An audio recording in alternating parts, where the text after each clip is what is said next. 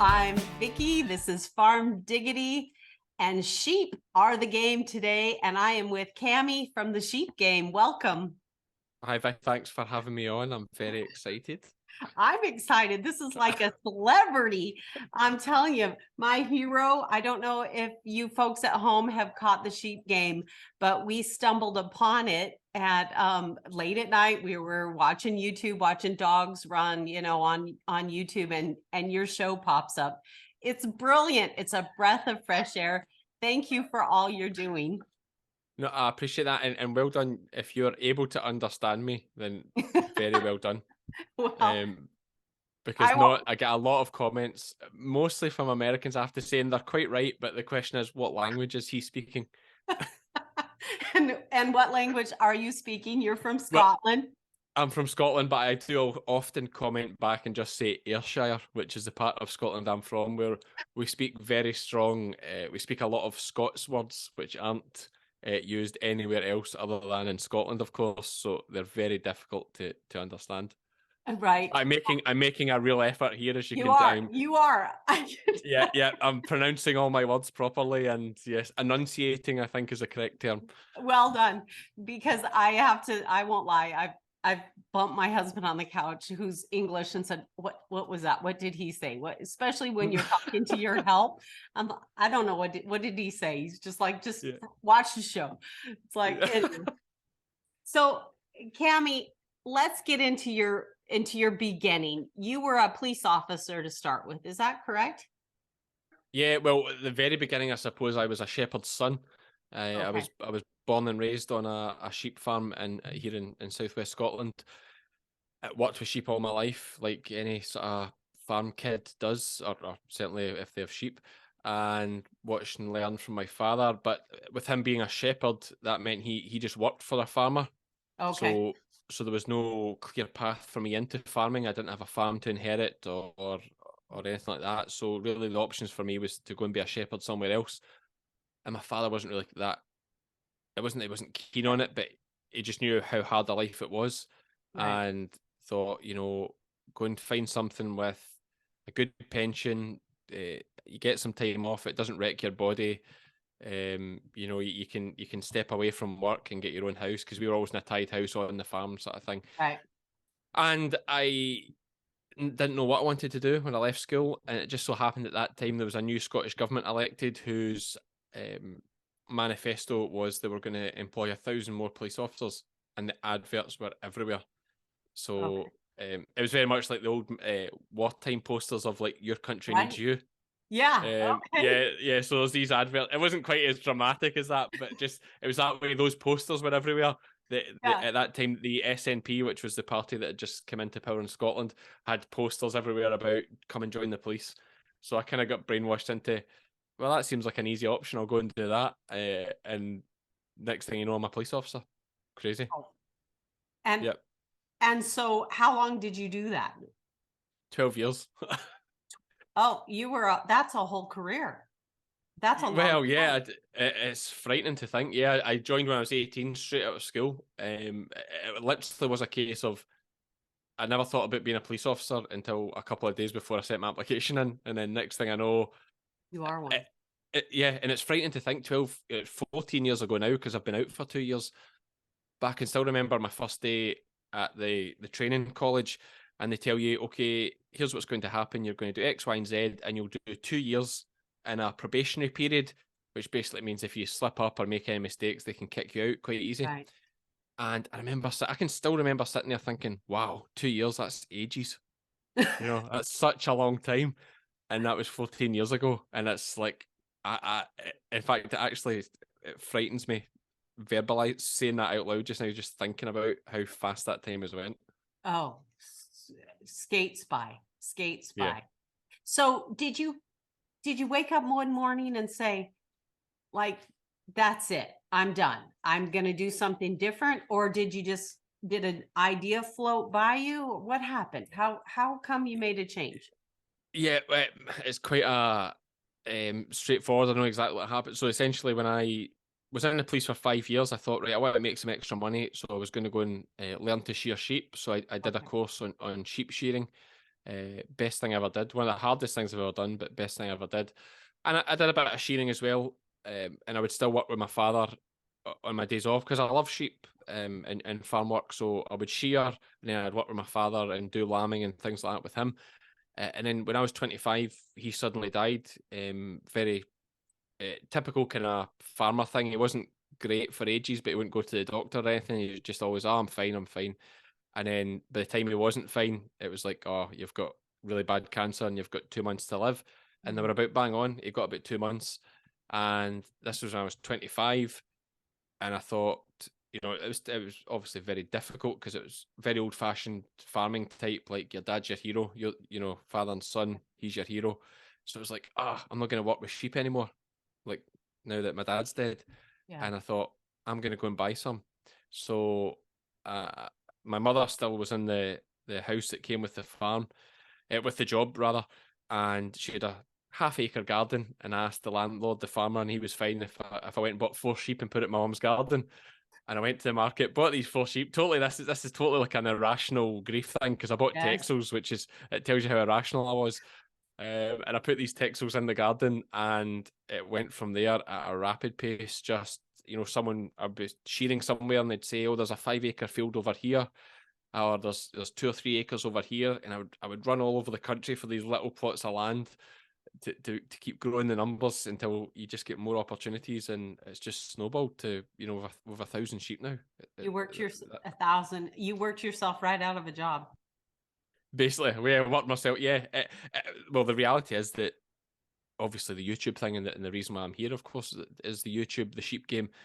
That sort of happened in the midst of all this as well, and unbelievably, it got to the point where the sheep game was making more money in terms of YouTube revenue and merchandise sales with our jumpers and clothing.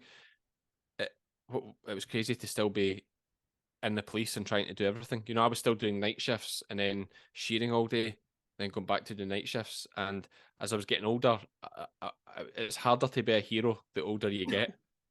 I'm gonna say, it's lucky you have youth on your side. Oh, but as soon as up until I turned 30, being a hero was easy. And then after I turned 30, see, try to come off the night shift and go out shearing all day, then go back to a night shift, I was just really, really struggling. And I just thought I need to make a change. So yeah, more or less when I turned 30, I says I'm leaving the police. And that's what I did.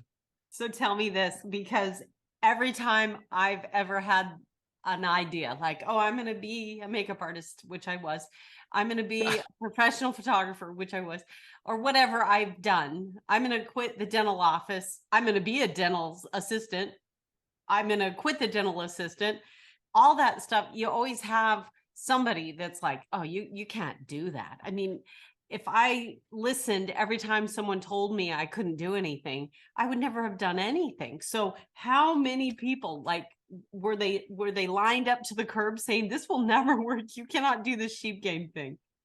Oh yeah, lots of people, more specifically the sheep farming side of things, like on rented ground and stuff. People like, oh, you're crazy. Why would you want to leave the police and secured job, pension, all that? Why would you want to leave the police? Loads, especially more the sort of older farmers.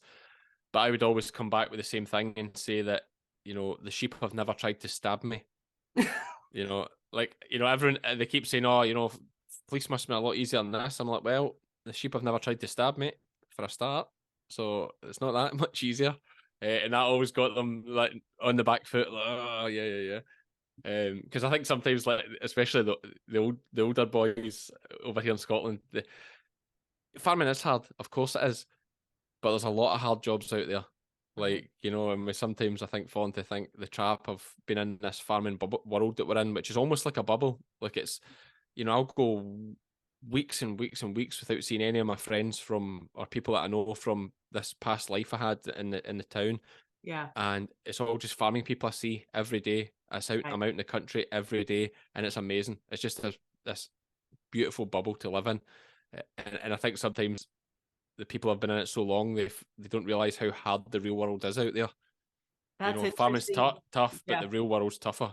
That's interesting that you say that, because just a side note is you watch some of these farming shows and they're always like, oh, we're at it this many hours, and and Norman, my husband's like, are you kidding? There's lots of jobs where people are up at the crack of dawn. They're working all through their weekends.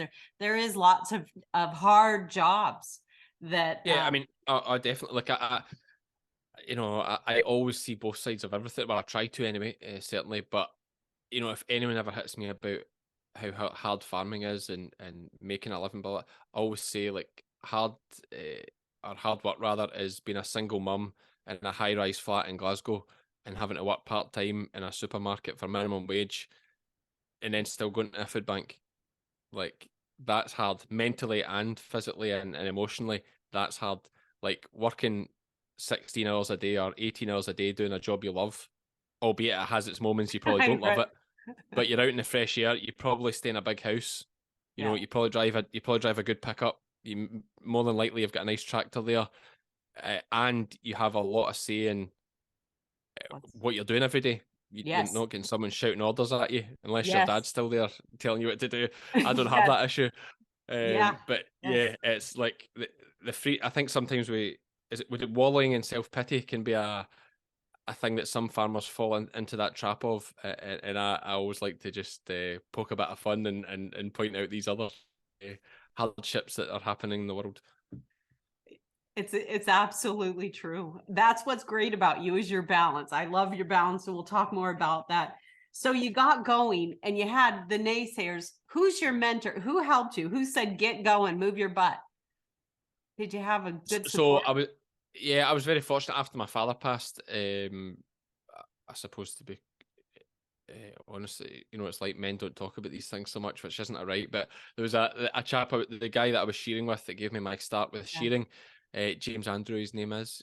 He was definitely the one that was always on the end of the phone, and I would phone him about what about this bit of ground, and what about paying this much rent for a bit of grazing, and should I buy these sheep, and just someone who'd been in the gate. James he's 53 or 4 now, so he's So just a been in the young gate. guy.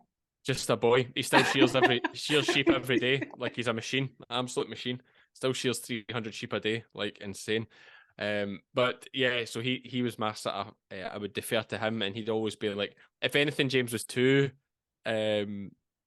reassuring. He was always like, aye, go for it. Aye, yeah, that'll be fine. Go for it. And it was like, sometimes looking back, I wish he'd said, well, that's a bit expensive. I don't buy that. But it was always just, yeah, that'll be fine. That'll work. That'll work. That'll be It'll work. fine. Get going. Yeah, it certainly didn't put many negative thoughts in your head. So yeah, he was definitely one that was a big help at a difficult time. So you have a sweetheart, Lizzie. Yes. I'll tell you something. My husband and I, we were talking about her the other day, which is creepy, but it's like you put yourself on the thing where everybody knows you in your life. But that girl is the bomb. And we said, if he didn't have her and she didn't have that personality, it just wouldn't work. She is so cool. I just love Lizzie, and just her way about her. She just looks at you like, oh, and I have one of those. My husband's like, no, don't do that. Don't too late. Yeah. She's a great Oh, asset to you. she's amazing. And one thing, like, I met Lizzie. Lizzie was a professional sheep shearer for years before, before COVID, up until COVID really, and then she couldn't travel to New Zealand, so it was a good time to settle down, have kids. She's 30 now as well, so everything just came together at the right time, literally as well as thingy. That's crass. Apologies. Shocking. I'm terrible for that as well, but we'll keep it real. So she's just an absolute worker, and she never takes any credit. Like, she never wants any credit for it. She's quite rare. Like, if I do something that's hard work, I'll make a video about it, and and I'll be like, oh, I'm such a hard worker. Whereas Lizzie just like wants to get on with it. So sometimes it's hard for me actually to make the vlog because she's just like, let's go, let's go, let's go. And she's wanting everything done like super fast and super efficient. And I'm like, well, hold on. I need to talk about this and why we're doing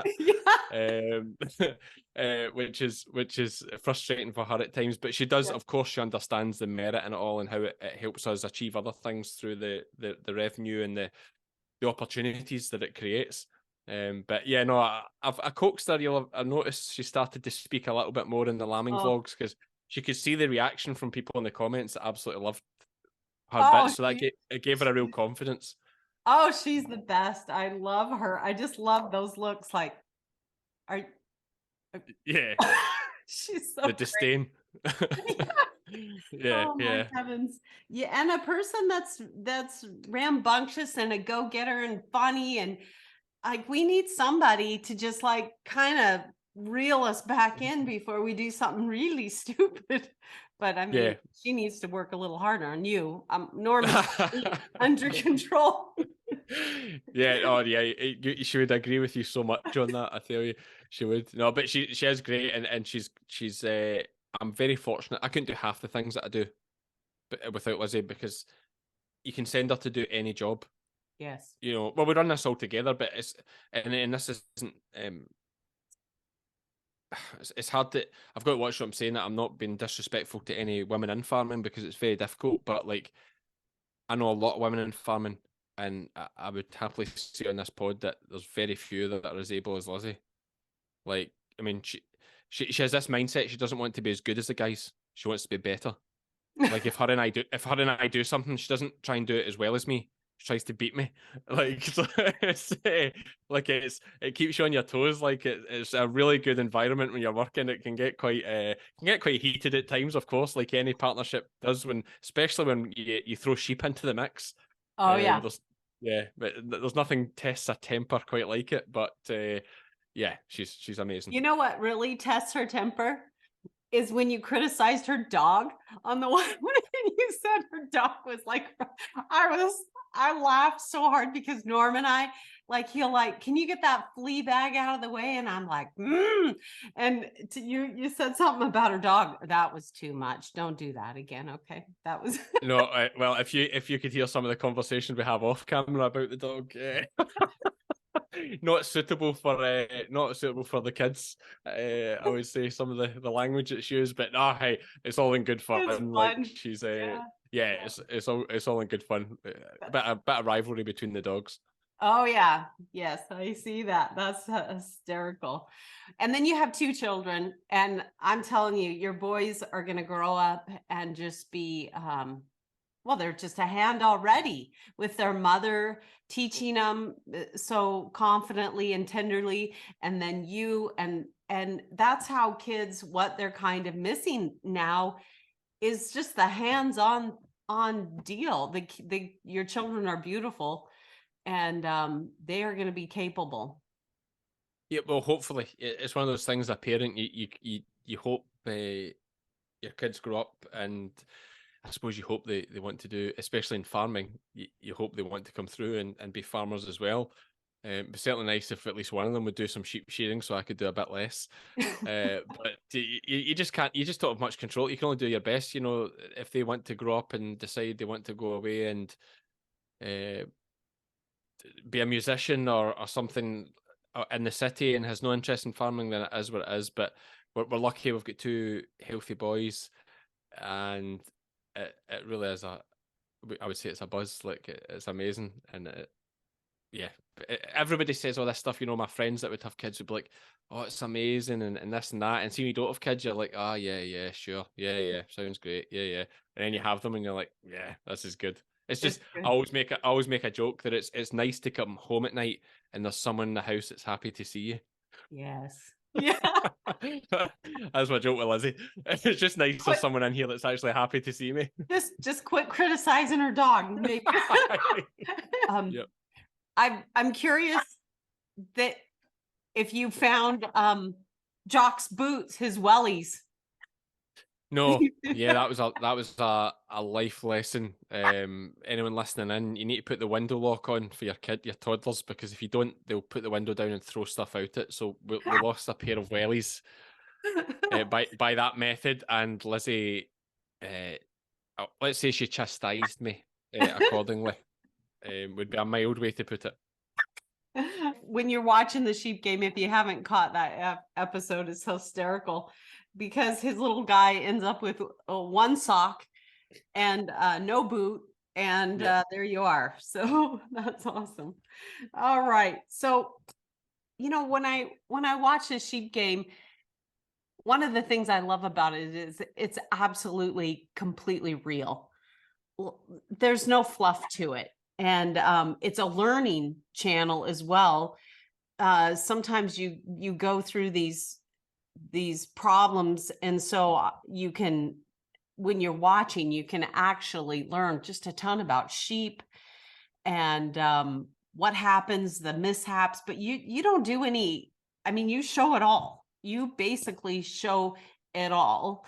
I remember one episode you had a ewe lambing and it was stuck, and you actually broke a leg or a shoulder to get that out, and then had to cast that. But it's real life, and I think we need to see that. I think we need, as farmers and just human beings, we need to see that this is what's real in the world. Would you agree? I mean, oh, totally. It's important to me. I talk about social media quite a lot, and I always say that things like Facebook and Instagram are actually terrible for your mental health, if we look at it that way, because everyone just shares the best of their life. It's like, oh, this is amazing. I got a new sheepdog that's amazing, or I'm on this holiday to the Bahamas. It's fantastic. But they show the nice pictures for the holiday, but they don't show the £8,000 that's on a credit card that No. they'll be paying off for the next 2 years. So it's a false impression, and their friends look at that and go, "Oh, they must be doing so well in life. They're going on this fancy holiday, or they've got X, Y, and Z." And it can be depressing for people and difficult for people that are struggling. Whereas initially, believe it or not, the sheep game started through Snapchat. Okay. So we found it a great, myself and other friends who were working individually at this time. This was before I met Lizzie. Working with sheep all winter, it's a very lonesome job if you're like myself. You're doing it by yourself, and difficult. And we would Snapchat all the problems. So if you went out and a tup was lying on its back dead, you'd be like, "Oh, great, my ram's great start to the day. Here's this ram." And I used to always joke, that's the sheep game for you. Or hole in the fence and they're all the way into the neighbour's field. Snapchat, great, living the dream. And then your friends would send you all their problems, and it's all things you would never put on Facebook. Right. But we would share it. We'd share it on this form where you could see it and then it would disappear, and it was great. It was great because like, no matter how bad you thought you were having it, there's always somebody having it a bit worse or certainly similar, and it was a great way of networking and keeping spirits up. So when someone eventually said to me, loving your Snapchat stories, why don't you do a YouTube vlog? Yeah. I thought, right, let's do that, but let's keep it all the warts and all. And the amount of people that have come up to me over the last 3-4 years that I've been doing YouTube and said, the thing they love the most is, like you say, is that it's real. It shows all the problems. And especially lambing time, where we all struggle a bit with our head, with tiredness and problems and everything stressing us out. That's the big one that people say. I come in from a day's lambing and I watch your video and you make me feel, I don't know if it's a reflection on how bad I am at lambing sheep, but they say it makes me feel better. And that means that genuinely, it's cheesy, but like, that means a lot to me. Like, that's what I'm aiming for. And that's why I actually don't mind when things go bad. Like, it helps me mentally. It helps me a lot, because when I'm filming things and it goes bad, I could get right down the dumps. But I think, do you know what? This is going to be great on YouTube, because people are going to watch this and be like, that's real life. I feel better about my situation. Right. That's exactly right. Because Cammy, you are a smart guy. You're intelligent. You got it together. You can see that. It's not like you're an idiot and trying to have these blunders, but blunders happen. Today, I went out to the truck. I was getting ready. I was getting my computer up to do this. And I noticed that our running board has been tied on. we blew a tire out and it blew our running board off. Oh, I don't know, 4 years ago, and it's still tied up with the same rope. And you think, God, we're rubbish. We're just terrible. Nobody else, no self-respecting person would ever have this still tied up. Why didn't we turn that into insurance and fix that? And why isn't our rig? And then I'm like, Cammy knocks the lights out of his stuff all the time. It's fine. Yeah, We're surely, just surely you don't see many traffic police out there, do you? no. No. What? Yeah. It's See, in the back roads, in the back roads of Ayrshire, you hardly ever see them. That's why I don't worry. it's Like, fine. yeah. I know if I get caught, it's just been real bad luck. Well, and then you can YouTube us, right? Exactly. Yeah. Yeah, that's right. But it is real. And that brings me to what you're talking about, because you've worked on it's a sensitive topic, and I know you keep it fun and light if you can on and I know I do on Farm Diggity too. But sometimes we have these serious issues, and you work on some suicide stuff, which it's touchy, I know, but you've done a lot on that. Can you tell us a little bit more about how you're reaching out to farmers so they don't stay secluded? Yeah, well, like whenever I can, we do things with a charity here in Scotland called RSABI.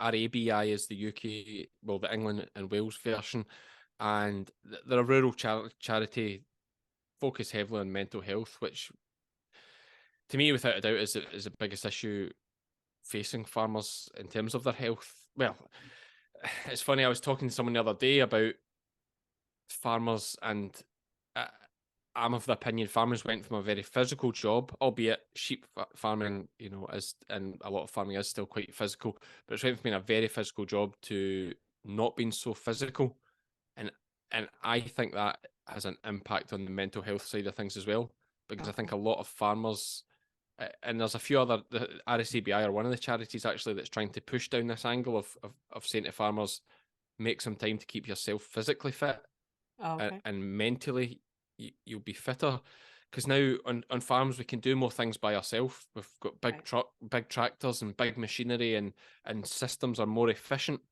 So gone are the days of 10 of your neighbours coming to shear the sheep with hand shears or to stack the little bales of hay. All big social events in the calendar, all big physical hard-working days, which are incredible for your mental health. Like the endorphins you release, you'll know yourself. Anyone listening to this will know themselves. The way you feel after a hard bit of exercise or a good hill walk, it's incredible for your mental health. But we do less and less than that in farming now, because we have these big tractors and we don't need as many people. And of course, wages, you couldn't afford it anyway in farms. But I think that has impacted us in the mental health department, and that's why we're seeing so much on farms these days. Not the only reason why, let's not kid on. The biggest issue I think is probably financial pressures for a lot of farmers. Right. Yeah, and which is a crazy thing to get. So, but I always say I'm lucky to not understand depression because I've never had it. I'm one of the lucky ones. I don't understand it because I've never had it. I've never had that weight on me. That's an illness, isn't it? You just, no matter what positive things people say to you, you just can't shake yourself out of it or get out of the thoughts you're having. So I'm fortunate I don't understand it, but I am a big believer that if we can push the physical side of things, it'll improve the mental side of things. And don't stay alone. Don't seclude yourself. Get out there. If you're having a problem, you're not alone. And totally. There's a lot of guys when I'm out pregnancy scanning sheep through the winter. Like I'll be the only person really outside the farm they really see in that 3 month spell. So they want to have a chat with you and get a cup of tea and get your lunch. Like it's rare if somebody asks me in for lunch or a cup of tea, unless I know them very well and I know that they're, they've got a family and stuff. They don't. But if it's like say an older chap or whatever, that's probably, if he says come in for a cup of tea, I'd always say yes. Right. Even if I'm under pressure for time or anything like that, I always make that point of this is important. Like and that's partly through being in the police as well, because the most common call you get in the police as a uniformed police officer in Scotland is mental health. It's suicidal people. Like, and it's actually the reason I left uniform and went to CID, because it's just too much. Like, you just don't do anything else now. It's crazy. Isn't that interesting? So if you're feeling like that, get out and about, talk to somebody. And if you're not feeling like that, look for people that are, and have that cup of tea with them in that time. Good advice. Yeah, certainly. Farmers, we all know our neighbours. We all know their situations. You know, I was at a farm through the winter where a 70, let's say he was mid-70s. I'm not actually sure. Certainly in his 70s, but his wife of 30 odd years had left him and moved to a house in the town. They've grown up kids they've got grown up kids together, and yeah, just out the blue. And he was telling me, and I could see it was like, man, he was holding it together, but like when he was telling me, it was like he's broken. And what does a guy that's 70-year-old? I mean, the whole thing's crazy to me, but it is what it is. I don't know, we don't know how she feels either, but yeah, you could see, and that's a prime example. Like, if you're that person's neighbor, you'd be like, man, just drop in for a blather now and again. It's good advice. Okay, so while we're working on the the hot issues, and I love how you throw the humor in and then you hit these issues, but the other one is, and this is just really odd to us in America, because when we have land, other people can't go on it necessarily. Yeah. I mean, of course, you welcome people to hunt your land or whatever, but mostly it's an asked permission thing. It's your place, but not there, right? People can go on your land, and you have them turning dogs loose and they're killing sheep, and you're taking that on head on. Yeah, well, not really through choice, just through necessity, because we have so many issues with it. I think we've had 2 fatal dog attacks this year so far, and yeah, we have in Scotland. We have and this doesn't even apply in England. This is just in Scotland. We have the right to responsible access. A lot of people call it right to roam, but it's right to responsible access is the correct term, and it basically means that anyone can go on private land for recreational purposes. Like, there is limitations on it. You can't set a fire. You can't just camp and set fires, sort of thing. You can't take up residence on the land, but you can walk through it as the general use of it. You couldn't shoot animal. You couldn't go hunting on it either. But you can walk through it. I thought you said something else. I was like, no. Shoot. He said shoot. You can't shoot on their land. No, you can't say. Yes, you can't shoot on their land. You can't do that either. Take a bag for that. But yeah. So, but people bring their dogs. That's the problem, and they let them off the lead. Not, there's very rare someone would come in a field of sheep and let them off their lead. What they'll do is they'll walk into the wooded area next to the field of sheep. Right. Let the dog off the lead, and then of course the dog sees the sheep, jumps through the fence, and it's gone, and they can't get it back. And that's what's happening with us, and it is a major issue in the whole UK. But we have such a huge population of sheep in Scotland that we're seeing so many more attacks than other parts of the UK. And yeah, there's no real end in sight for how we're going to solve it. Ugh, I can't imagine. I mean, we need to be like you guys, like, get off my land. I can't. I was more Australian. Get off my land. Get off my land. Yeah. Like in the movies, we would love to be able to do that, but it just on the porch. Work. Yeah, with a shotgun. Yeah. The rocking chair. It's just like that. It's just like that here. That's exactly how it is. I don't know. I don't know if it's big in America, but Yellowstone is very big here with farmers. Oh. I don't know if you guys like it in America, but yeah, I would think that people of Montana don't like it, because I imagine they're getting so many tourists now off the back of it, which seems to be the whole point of the show, that they don't want tourists. But yeah, it's big here in Scotland. Well, I tell you, we tried, no offense to the show. I'm sure it's lovely and wonderful, but I watched it with my English herdsman husband. And so we're watching it, and there's a cow, and it's gonna calf, and they run out to help it. And they were smart enough to put goop on it, but and the cow's like, whoa, bawling, and they pull out a 3-month-old calf, Yeah, I know that's like and the it first episode. and it runs away, Yeah. tail in the air. I said the And, same thing. and Do you know what? I know. I said at least they tried. I thought, but that is just ridiculous. Yes, that was terrible. Yes, that was terrible. what else they could have done to make it was like, we had the remote. We were so frustrated. Like, okay, it was the whole 2-day topic. Like, tie it up, at least do something to make, but it runs away, and the cow jumps up and runs away. And no, like, didn't okay, that's my soapbox. But couldn't they have asked somebody? Just anyway, we were Or out. just don't film that scene, and it would have been fine. Like just talk to each other like you were, and it was fine. Ride on the horses through some cattle like they do in every other scene. But yeah, I know what you mean. I know that exact scene because Lizzie and I said the same thing. Yeah, It it's was just like, oh wow, that's like humiliating. a Come lot of vigor on. in these American cattle. Yeah, hire me. Okay, I'll help you. Just stop that already. So anyway, we were out, and that was our last episode when they made the big cow blunder. We didn't stick through it. We're too busy watching the sheep game. Yeah, of course. Oh gosh. Keep on track. Where were we? The dogs. So yeah, that is just really interesting. I had somebody say to me the other day, that once a dog kills a sheep, it's just going to keep doing it. And I'm like, most of our dogs, if you let them loose and you just let them on their own deal, they'll get one killed.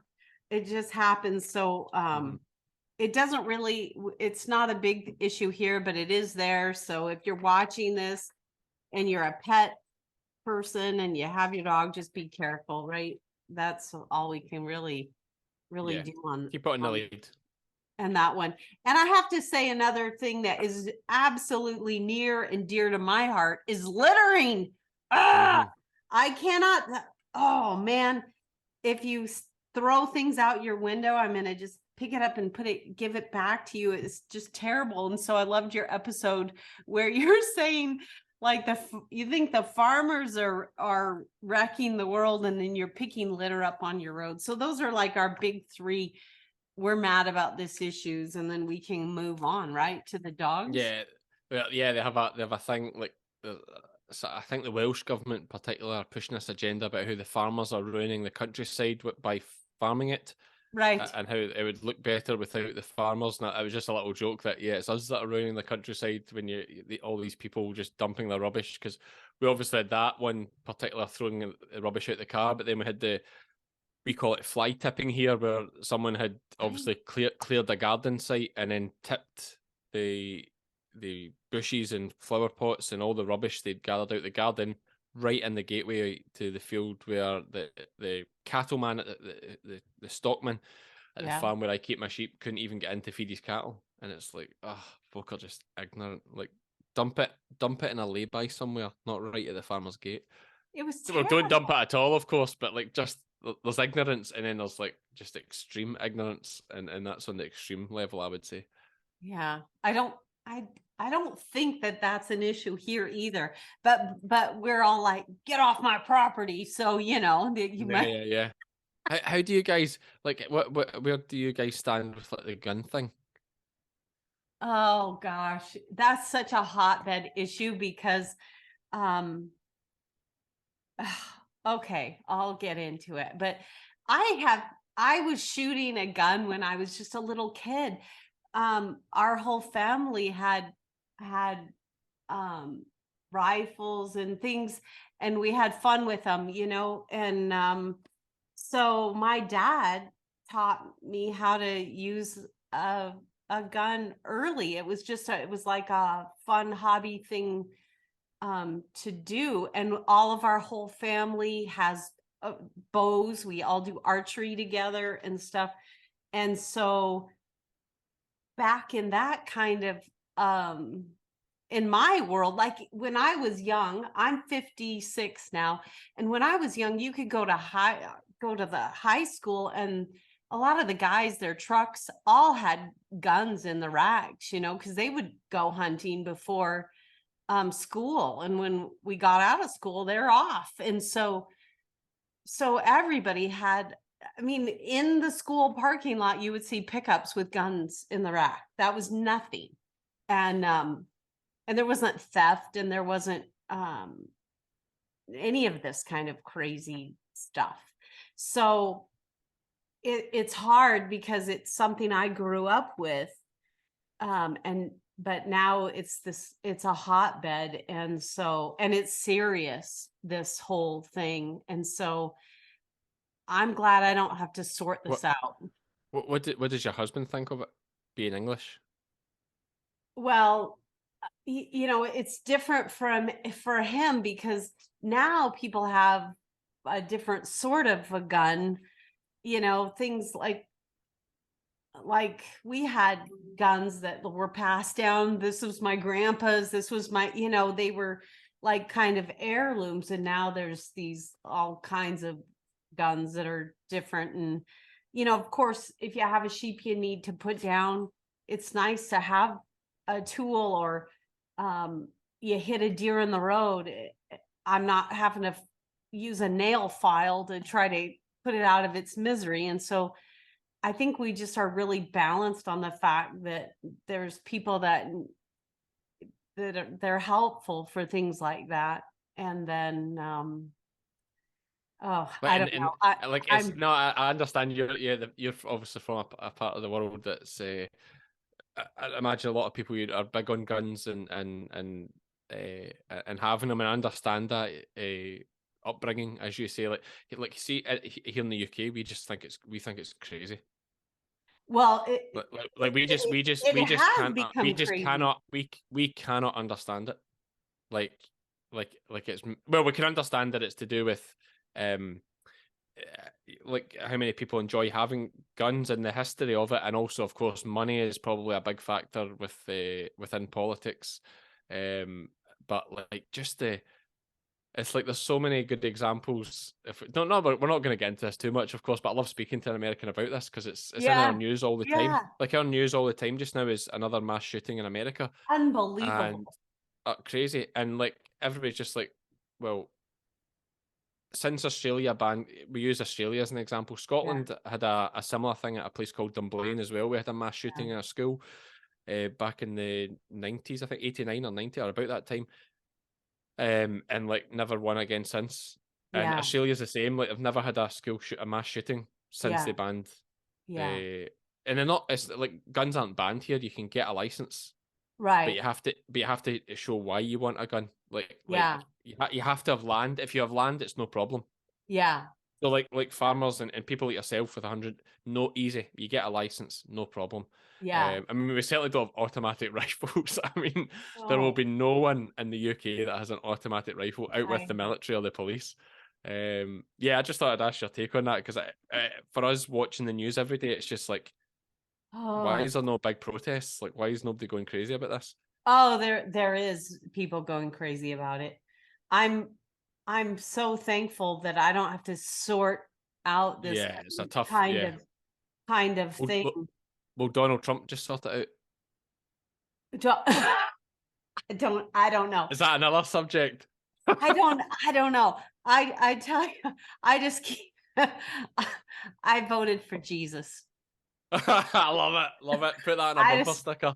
I I just I just keep I don't have to sort out this stuff, you know. I know what I personally like. I'm glad that if I have something suffering, I have something to, even though I'm a big wimp, but I have a dad and a husband that would help me. But I'm glad I have something that could help me to put something out of it out of its out of its misery. But I'm also the thought of everyone having a handgun, which everyone doesn't, but it just gets blown out of proportion. But that would frighten me, and people having automatic weapons and stuff, that frightens me. So I guess I'm like kind of like you. I'm just like, I'm glad I don't have to sort it out, because I can't sort it out, but Yeah. that's a big difference, isn't it? And then of course, well, anyway, I won't even get into what happened in our own town with a different weapon. People, mentally, I think the mental thing really is a Oh, hard. It's mental health is getting worse. Yeah. These things are only going to get worse. Like, as an outsider look at, I mean, we can't talk about this too long, obviously, but it's a whole podcast thing on its own. But like, as an outsider, I just think like eventually, even the people who are pretty hardened on guns will soften and realize that actually, things do need to change. Well, Um, nobody is loving this whole, I, it's just it's a sign of the times, Cammy. It really is. yeah, And yeah, I'm glad I don't have to sort it out, because yeah. it's Just a mess. worry So, about Farm Diggity, and I'll worry about the sheep game. We'll be fine. right? Yeah, well, we're doing our part. That's what I just try to do, is I just try on these hard issues and stuff.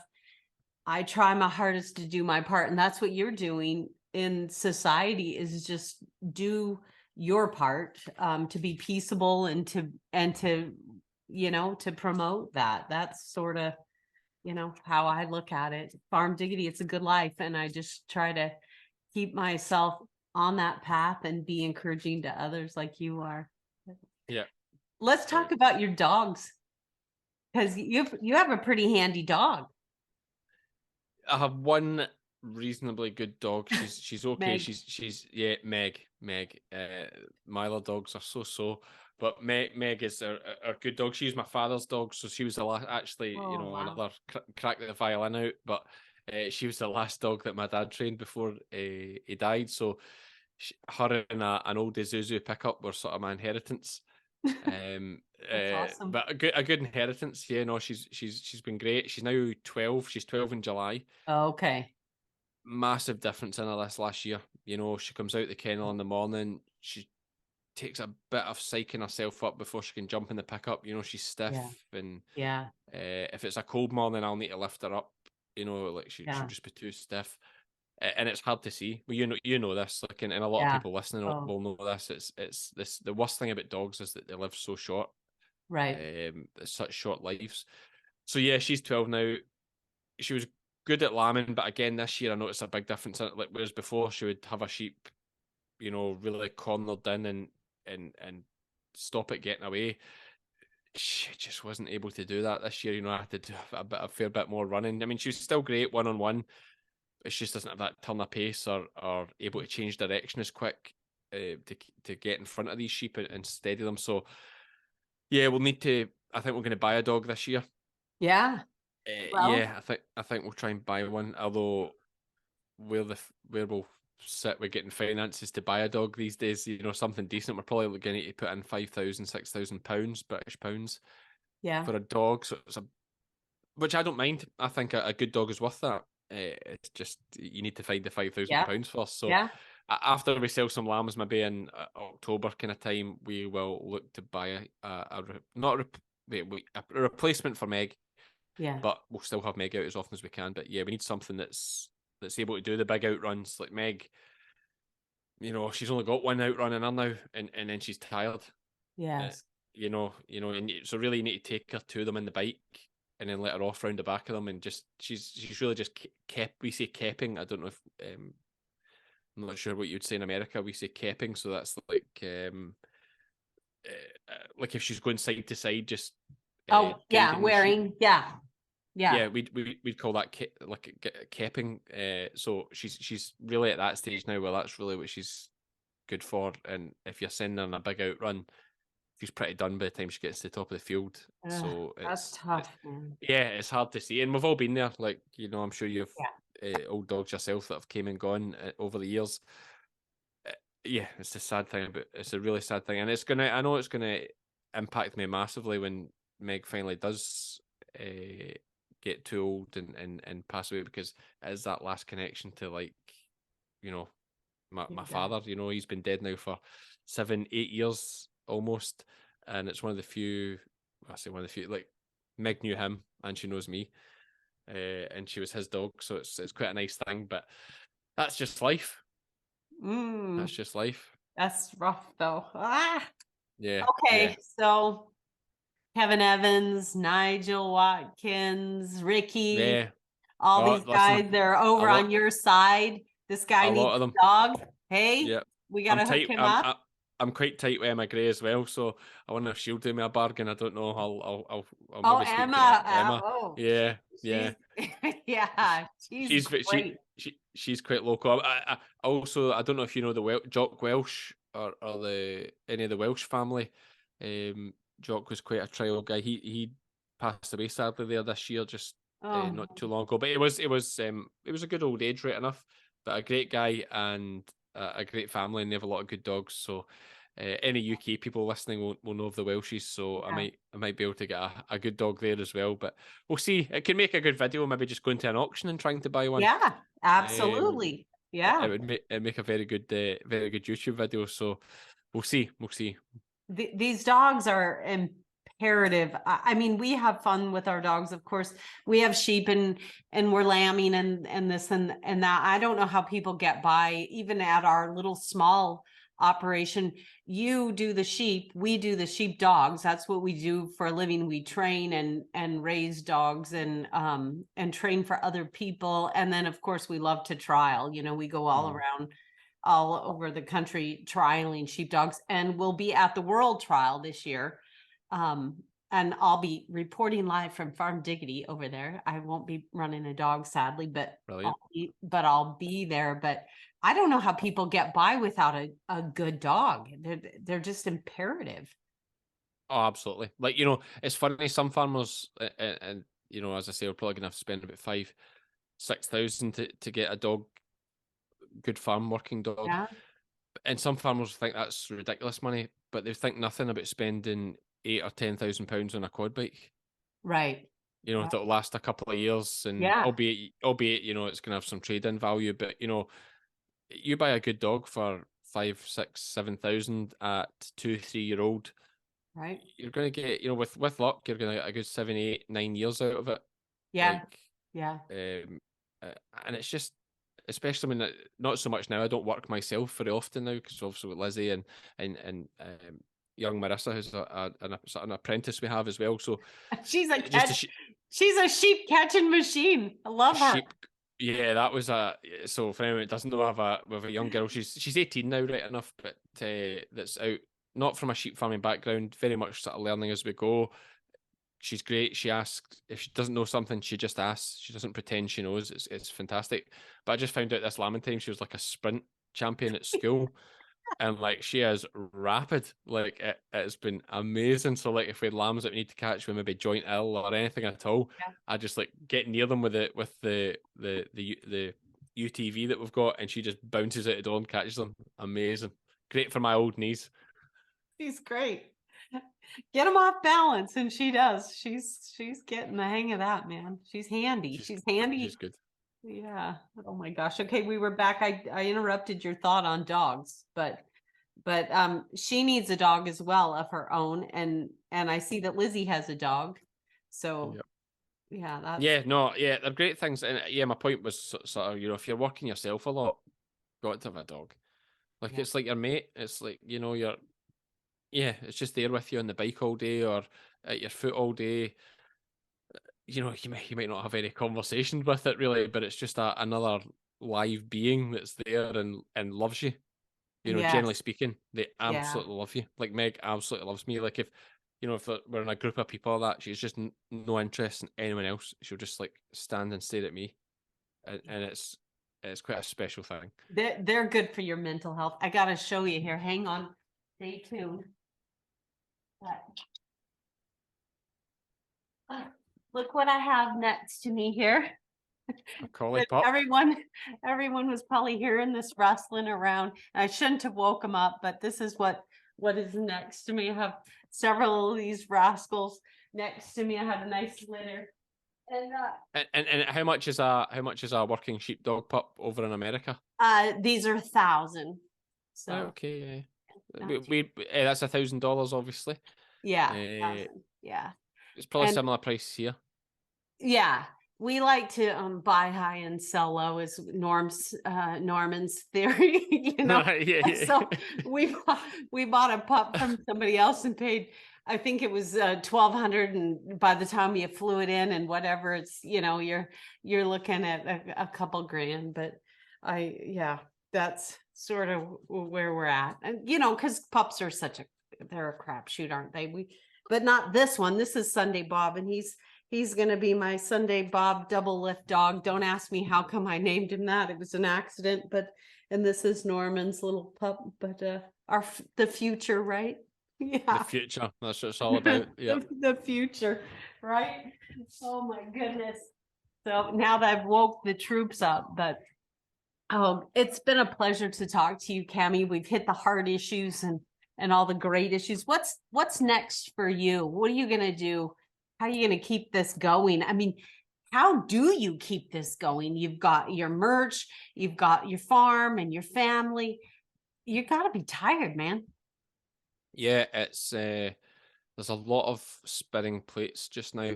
We're not where we'd like to be in terms of things being efficient and streamlined, because we rent about 1,000 acres over various different holdings. The farmhouse that we stay in is a good 2 or 3 miles from our closest bit of ground, so nothing's compact and nice and ring fence, perhaps like your own farm is. So that's where we want to be. That's our goal, is to keep working hard. I mean, interestingly, and I can say it on here, we had an interview on Monday there, so we're recording this on a Wednesday, so 2 days ago we had an interview for a farm, but I mean there's 8 people being interviewed, so we haven't heard anything yet. You never know. But by the time this goes out, we might have heard that we've got a farm. So you're about the only person that I've actually told that to, out with our very close circle of friends. So, and we haven't put anything on the sheep game or anything like that. So that would be a game changer for us. It's a 15-year farm tenancy, which is not far away from us, which is very, very rare. In the 8 years since I bought sheep, this is the first opportunity that's come up like this. So yeah, stay tuned. I hope that happens for you. I'm realistic. You're up against 8, and I know a few of them that are very good people in similar situations to myself and Lizzie, and I wouldn't begrudge any of them if they got the opportunity, because they deserve it as much as we do. So if we get it, great. If not, we keep pushing on and something else. Well, if you don't, it won't be yours, right? There'll be something else better coming. That's what I know that for sure, because good things happen to you, just like when you ripped your I love that. That's my favorite saying. But when you crashed your car and dented the side and the gas tank still open, and you said, good things always happen to me. It's like, look at this baby still works. So good things happen to you. And so I hope you do get that, but we'll know that if you don't, well, then something better's coming right now. Right? So I hope it works. Listen, you can go to his shop. Tell us the website. I know you're humble. You don't want to push this, but people love your stuff. Your logo is cool. And I had 2 sheep shearers come to my house, beautiful twin girls, and off goes their thing, and they've got the sheep game on them. I loved it. And that's amazing to me. Like, that is so amazing cool. to me. Yeah. All the way in Idaho, right? It's amazing, like absolutely amazing. Yeah. So it's just literally, if you Google the sheep game, we're very fortunate. It's like the top thing that comes up. The sheepgame.co.uk. We do our own shearing jumpers and singlets and various other things for the kids. But you know, the big thing, and I said to Vicki before that I wasn't wanting to really mention the merch, because I'm not. One thing I try and stay away from. Your stuff's very unique and special and bespoke, and Although mine's is unique in that it's got our logo and stuff on it. It is merchandise, which is very typical of a YouTube channel. For me, if you just went and watched some of the videos and got involved with the sheep game and left some comments and let me know that you heard about me from Vicky's podcast, that would be cool. Drop a comment and I'll see it. I see all the comments, so that'd be great. Okay, that's wonderful. Well, I just thank you. I won't take up any more of your time, but it was an absolute privilege to talk to you because you're, I think personally that you and I have about the same level mentally, like maybe 13, 12-year-olds. We have two spouses that are trying to keep us from not embarrassing them. But anyway. I'm very mature. Like I'm still thinking about that line where I said it all came together at the right time and how I could use that in a speech. I'm thinking about how I can use that in an after dinner speech now because I thought that was just so naturally very funny, just to my mature mind. But anyway. Oh my goodness. It's all good. So keep watching the sheep game. Cammy is like our savior in the war against PETA. This whole I'd rather be naked. He shows us how that sheep are treated and how they're supposed to be treated. I love what you're bringing to farming. Give us, because I just remembered, but tell us that line you gave me in regards to, because I'm switching the subject back to this whole I'd rather be naked than wear wool. What's no, your it's line? not my the line you're talking about. It's not my line, but I reference it often. So PETA did this poster that I'd rather be naked than wear wool, and some very clever farmer commented, and the top comment was, "So would the sheep." That's right. Which I thought was absolutely genius because, of course, they would. They're out in the baking heat, and in that particular case, it's in Australia. Of course, they'd rather be shorn than have the wool. But yeah, no, that's PETA's a tricky one. But yeah, we just try and keep the job right, do things properly, think about the animals, and that's all right. will be well. Yeah. Well, listen, they have all their famous people, but we have you, Cammy, fighting back. Thanks, Vicki. I appreciate it. Absolutely. It's the sheep game and Farm Diggity, and it's a good life. Peace out. See you later. Thank you. You bet.